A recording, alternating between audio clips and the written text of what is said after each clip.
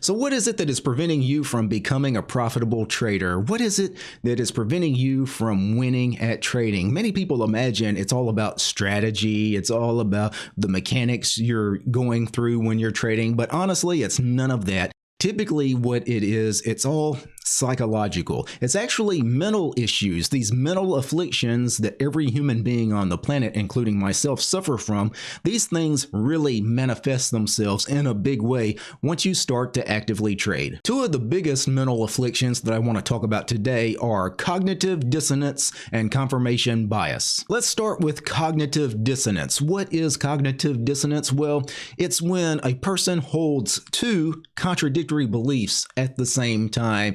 People often suffer from this because they will assume this belief, that this ideology in some cases, whether it be political or religious, or when we're talking about trading, you'll have a trading assumption. But then what you actually observe in the real world sometimes contradicts those deeply held beliefs. And you see what's going on in the real world, and you know that's actually the truth. But also in your head, you have the opposite opinion, and you also think it's the truth, and then it creates this dissonance, and it basically creates an extreme discomfort within that person. I think most traders, well, really almost all traders, I think, that they don't have the ability to cope with the fact that some of their beliefs may not be correct. So when you present a trader with contradictory evidence for their beliefs, typically what they do is they have to make it fit, right? Because they're not going to give up what they believe, but they also have to accept the truth. And sometimes, what they have to do is they have to make those two things fit together somehow.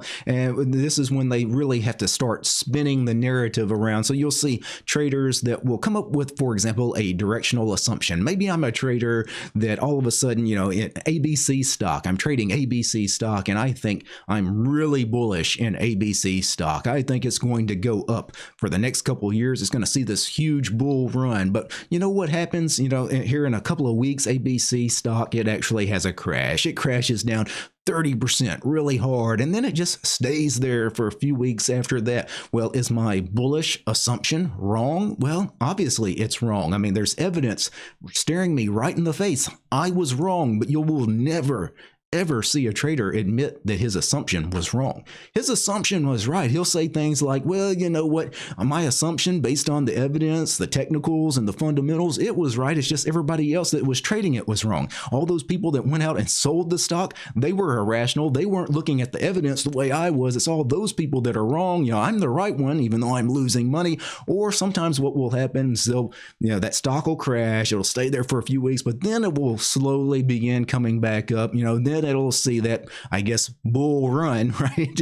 And now all of a sudden that person that was bullish all along, he'll say, well, see, I was right. I was right all along. My timing was a little off. They'll blame it on the timing because, again, they can't admit that they were wrong. You will rarely see a trader admit, yeah, I made a mistake. That was dumb. I had no idea what I was doing. I shouldn't have made that assumption in the first place, but almost no one does that. And this kind of cognitive dissonance, we see this all the time, especially with the financial influencers, the finfluencers, the fake trading gurus on YouTube and TikTok. So many of those guys, especially the fake gurus, are out there making these ridiculous predictions. And anytime you try to predict the market, you're kind of being dumb, because I've already told you, markets are random. Nobody can predict the market. Anybody that does a little research, and anybody that knows anything about efficient market theory knows you cannot predict the market. But these fake financial influencers, what are they doing? They're always trying to predict the market. And you've never heard one of these guys predict something and then it turns out to be completely wrong and then ever come back and admit they were wrong, right? They always have this cognitive dissonance, like, well, I wasn't wrong, everybody else was wrong, or I had the right assumption, I was just early, or if I would have held it long enough, I'd eventually be proven right. And again, this is again, it's a mental affliction, and it's all psychological. And you see this with you and me in our trading. How many times have you been in a losing position and refused to give up on that losing position? So many of us, we hold losing positions way too long. Many times a position will go against us, and even once it becomes a small loss, we could get out for a small loss and just move on. But so many of us have let some of these small losses grow into gigantic losses. Why? cognitive dissonance. We don't want to admit that we were wrong, right? My assumption, my original assumption was right. If I hold on long enough, I'll be proven right. And it's not like I'm doing it to actually make money on the trade. That's not why you're holding on to that loss. It's not because of the money. It's because you don't want to admit that you were wrong. It's all about being proven right in the end, more so than what's right for your bank account, because what's right for your bank account is actually getting out of the damn trade. So that's cognitive dissonance. Let's talk about confirmation bias. This is another mental affliction that all of us suffer from. Confirmation bias means that we always look for evidence that supports our beliefs. We never look for evidence that contradicts our beliefs, right? We always want to be proven right. We never want to be proven wrong. And you see this all the time. People that have certain political or religious ideologies, you subscribe to certain beliefs, right? You want those beliefs to hold. You never go search for evidence to disprove your beliefs. You always search for evidence to actually prove your beliefs. Many of us, if you have any kind of political affiliation, maybe you identify as a liberal or as a Democrat, you will notice that you read certain newspapers, you watch certain cable news broadcasts, right? You subscribe to a certain kind of media, and that media typically confirms your bias, right? You have that confirmation bias. And those of you that identify as a conservative or a Republican, you tend to gravitate to a totally different kind of media, different kind of newspapers and websites, cable news programs and things like that. Because again, you want to hear that you're right. You want people to actually tell you through the media that your beliefs are actually the right beliefs. You're not going to go and tune into a news broadcast that's going to sit there and tell you that your beliefs are wrong. No, as human beings, we just don't do that. And it's the same way with trading. As a trader, do you ever go and look for evidence that is contradictory to your assumptions or to your beliefs? Do you ever look for evidence that invalidates what you think? No, you always look for the evidence that validates what you think. And humans have always known that confirmation bias was a dangerous thing, and it tends to lead us to having beliefs that really hold no merit.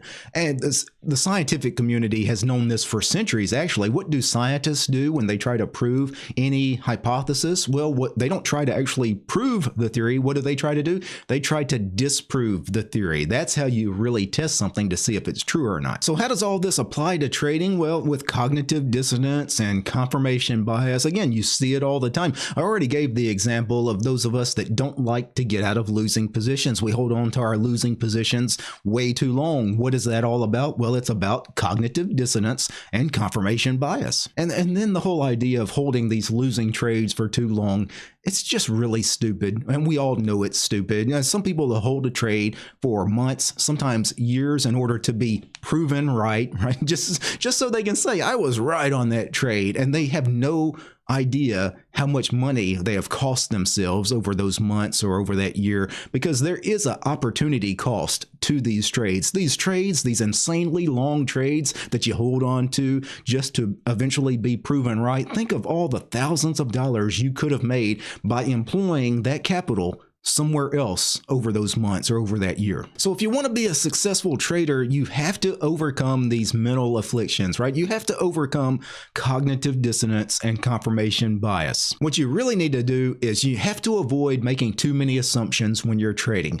Don't guess at things, right? Look at real metrics, look at quantitative analysis, look at the cold, hard facts. Don't try to make too many judgment calls. Avoid putting yourself in a situation where you have to guess direction. If your trading strategy depends on you being able to predict direction, being able to predict whether that stock is going up or that stock is going down, if you have to be able to predict direction in order to win on a trade, that's not a real trading strategy, because you can't do that. Also, avoid any strategy that depends entirely on technical analysis, which I already said, technical analysis is all bullshit. Technical analysis, in many ways, is nothing more than you engaging in confirmation bias. So if you're depending on technical analysis for a strategy, guess what? That is not a real trading strategy. And I really want to warn you guys, if you're watching other financial influencers on YouTube and TikTok, just know that most of these guys are fake trading gurus. Many of them actually actually engage in cognitive dissonance and confirmation bias on a daily basis on camera. You see it.